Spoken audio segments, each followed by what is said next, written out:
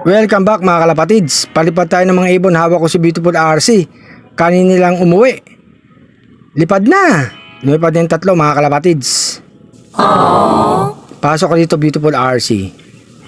Hindi ko muna siya pinakawalan dahil nga kauuwi lang kanina. Pakainin ko muna siya para makabawi. Okay naman yung kondisyon niya mga kalapatids.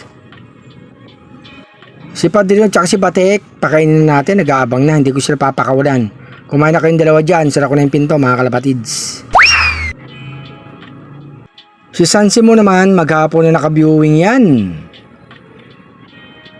Nilagay ko na dito si Sansimo mga kalapatids. Pinapakain ko. Magana naman kumain ng batang ibon.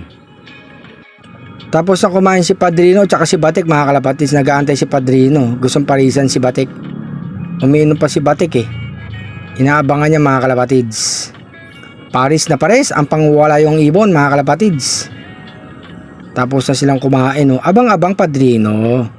Maghintay ka lang. Pag may tiyaga Padrino. Sige Padrino, abangan mo si Batik. Umiinom pa yan. Kondisyon talaga si Padrino mga kalapatids. Ayan si Batik oh. Ayan oh. Oh, ayos na Padrino. Makakapuntos ka na naman kay Batik. Antay tayo ng itlog nila.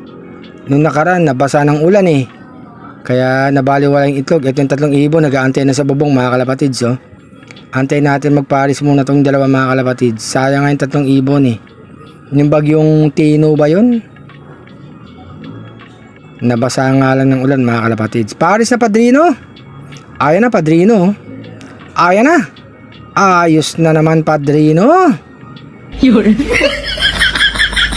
Condition tong dalawa mga kalapatids.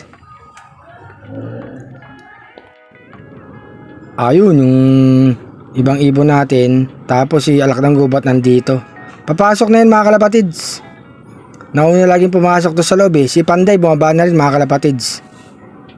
Pasok na alak ng gubat. Tatalo na yan. Si Flavio nagulat bumalik si alak ng gubat pumasok na. Si Panday susunod na yan mga kalapatids. Papasok na yan ang Panday. Si Flavio. Ayun pumasok na si Panday. Si Flavio na lang mga kalapatids. Bababa na yan para kumpleto na ibon natin ha. Antay tayo bukas kung matutuloy ang training. Sana gumanda na ang panahon mga kalapatids. Cancel ang training ngayon kasi nga masama ang panahon mga kalapatids. Yung dalawa nandun na sa loob. Abangan natin si Flavia mga kalapatids.